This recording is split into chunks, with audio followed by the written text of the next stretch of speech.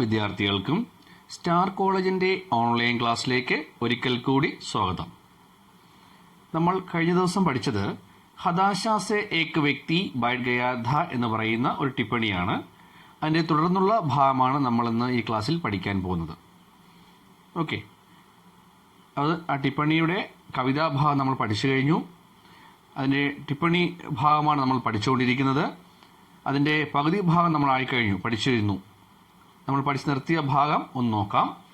സടക്ക് पर घायल पड़े अपरिचित व्यक्ति को देखकर क्या हम कह सकते हैं कि उसे हम नहीं जानते? വഴിയരികിൽ മുറിവേറ്റ് കിടക്കുന്ന ഒരു വ്യക്തിയെ കാണുമ്പോൾ നമുക്ക് പറയാൻ കഴിയുമോ നമുക്ക് അയാളെ അറിയില്ല എന്ന്? ഇതുവരെയാണ് നമ്മൾ പഠിച്ചു നിർത്തിയത്. അപ്പോൾ പറയുന്നത് നമ്മൾ എന്താണ്, വഴിയരികിൽ മുറിവേറ്റ് കിടക്കുന്ന ഒരു വ്യക്തിയെ കാണുമ്പോൾ നമുക്ക് പറയാൻ കഴിയുമോ, സാധിക്കുമോ നമുക്ക് അയാളെ അറിയില്ല എന്ന്? വാസ്തവമേ ഹം ജാനത്തെ ഹൈ കി യഹ് വ്യക്തി മുസീബത്ത് മേ ഹൈ और इसे हमारी मदद की जरूरत है. വാസ്തവത്തിൽ അയാൾ അപകടത്തിലാണ്, അയാൾക്ക് നമ്മുടെ സഹായം ആവശ്യമാണെന്ന്. यह कविता मनुष्य को मनुष्य की तरह जानने की याद दिलाती है. ഈ കവിത മനുഷ്യനെ മനുഷ്യനായി കാണുക എന്ന അറിവ് നമ്മെ ഓർമ്മപ്പെടുത്തുകയാണ് ചെയ്യുന്നത്. ഓക്കെ, കവിത लगातार नहीं जानने और जानने का बयान करती जाती है. कविता लगातार नहीं जानने और जानने का बयान करती जाती है. കവിത തുടർച്ചയായി അറിയില്ല എന്നും അറിയും എന്നും വിവരിക്കപ്പെട്ടുകൊണ്ടിരിക്കുന്നു. ശില്പി की इस बारीक कारीगरी को देखे. ഇവിടെ ശില്പത്തിന്റെ സൂക്ഷ്മമായ ശില്പവേല നമുക്ക് നോക്കാം. വഹ മുझे नहीं जानता था. അവൻ എന്നെ അറിയുമായിരുന്നില്ല. ഹാത്ത് വിടനെ കോ ജാനതാ ഥാ. പക്ഷേ കൈകൾ നീട്ടാൻ അറിയാമായിരുന്നു. ഹം ഏക് ദൂസരെ കോ നഹി ജാനത്തെ ഥേ. ഞങ്ങൾക്ക് പരസ്പരം അറിയില്ലായിരുന്നുവെങ്കിലും സാത്ത് സാത്ത് ചലന ജാനത്തെ ഥേ. ഒപ്പം നടക്കാൻ അറിയാമായിരുന്നു. യഹ് നഹി ജാനന और जानना कविता में किसी लोकगीत की स्याही की तरह बार बार लौटता है. എന്താണ്, ഒരിക്കൽ നോക്കൂ. യഹ് കവിത नहीं जानना और जानना कविता में किसी लोकगीत की स्याही की तरह बार बार लौटता है. ഇവിടെ കവിതയിൽ എന്താണ്, അറിയില്ല എന്നും അറിയുമെന്നും കവിതയിൽ ഏതോ നാടൻ പാട്ടിന്റെ ശൈലികളെ പോലെ സ്ഥിരമായി വീണ്ടും വീണ്ടും കടന്നു വരികയാണ്.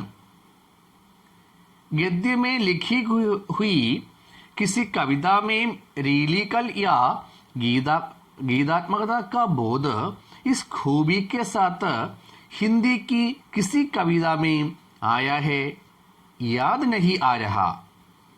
എന്താണ്, ഗദ്യമേ ലിഖി ഹുയി കിസി കവിതാമേ, ഗദ്യരൂപത്തിൽ എഴുതിയ കവിതകളുടെ വരികളിലോ, പിന്നെയോ ഗീതാത്മക കാ ബോധ് ഇസ് ഖൂബി കെ സാത്ത് കിസി കവിതാമേ ആയാ ഹേ യാദ് നഹി ആ രഹാ.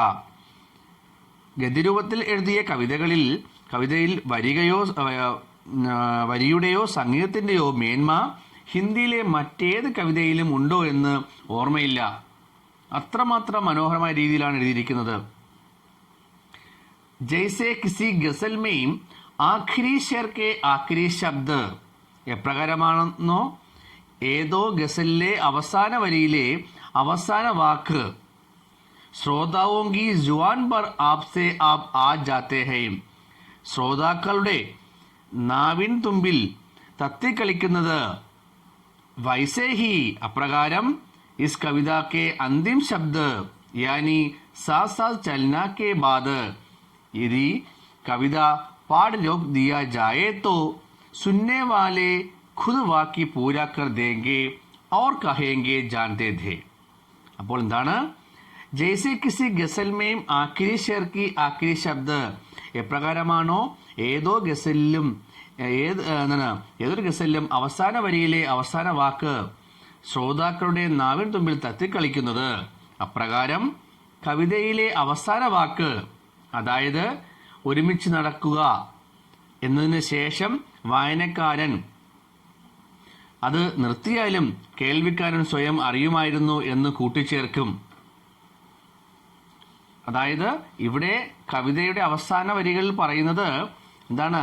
പാഠം അവിടെ അവസാനിച്ചാലും അത് കേൾവിക്കാരന് സ്വയം അതിനെക്കുറിച്ച് അതിൻ്റെ തുടർന്നുള്ള ഭാഗം മനസ്സിലാക്കാൻ, ആസ്വദിക്കാൻ സാധിക്കുമെന്നാണ് ഇവിടെ പറയുന്നത്.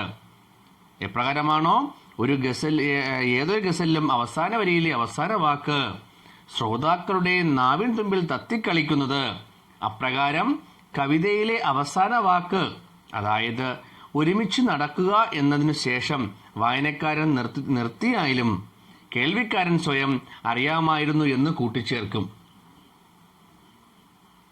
ഓക്കെ. ജैसे किसी गजल में आखिरी शेर के आखिरी शब्द श्रोताओं की जुबान पर आपसे आप आ जाते हैं, वैसे ही इस कविता के अंतिम शब्द यानी साथ साथ चलना के बाद यह कविता पाठ रोक दिया जाए तो सुनने वाले खुद वाक्य पूरा कर देंगे और कहेंगे जानते थे, അറിയാമായിരുന്നു എന്ന് നമ്മുടെ വായനക്കാർ കൂട്ടിച്ചേർക്കും എന്നാണ് ഇവിടെ പറയുന്നത്. ഓക്കെ. അപ്പോൾ അത്രമാത്രം വളരെ മനോഹരമായ രീതിയിലാണ് ഇതിൻ്റെ വരികൾ വർണ്ണിച്ചിരിക്കുന്നത്. यह कविता जानना शब्द के रूढ़िग्रस्त अर्थ के पूरी तरह से बदल देती है. इस कविता की पहली दो पंक्ति में ही कवि अपने पूरे बात कह देते हैं. ഈ കവിതയിലെ അറിയുക എന്ന വാക്കിൻ്റെ വളരെ വാല്യുവായ അർത്ഥം മാറ്റി കാണിക്കുകയും ചെയ്യുന്നത് കവിതയിലെ ആദ്യ രണ്ട് വരികളിൽ കവി മുഴുവൻ കാര്യവും പറഞ്ഞു തന്നിട്ടുണ്ടെങ്കിലും മറ്റു വരികൾ അതിനെ ഒന്നുകൂടി ആഴത്തിലാക്കുകയാണ് ചെയ്യുന്നത്. शेष पंक्ति के पंक्तियां उसी कहे गए को और सघन और गहरा करती है. कविता का संदेश है. ഇതില് രണ്ടു മനുഷ്യർക്കിടയിൽ എന്താണ് കവിതയുടെ സന്ദേശം എന്താണ്? दो मनुष्यों के बीच मनुष्यता का एहसास यानी मानवीय संवेदना होना जरूरी है. എന്താണ് മെസ്സേജ്? രണ്ടു മനുഷ്യരുടെ ഇടയിൽ മനുഷ്യത്വമോ മാനവീയ സംവേദനയോ ഉണ്ടാകും എന്നത് തീർച്ചയാണ്. പക്ഷേ ജാൻകാരിയം ജറൂരി നഹി ഹേ, പരസ്പരം അറിയുക എന്നത് നിർബന്ധമില്ല. കിന്തു യഹ് സന്ദേശ് കവിത മേ ഉപദേശ് കി തരഹ് നഹി ആതാ, എന്നാൽ ഈ കവിതയിൽ ഉപദേശം പോലെ വരുന്നില്ല. ഈ കാര്യങ്ങൾ പറഞ്ഞത് ഉപദേശം പോലെയല്ല, പിന്നെയോ സന്ദേശമാണ്, മെസ്സേജ് രൂപത്തിലാണ് പറയുന്നത്.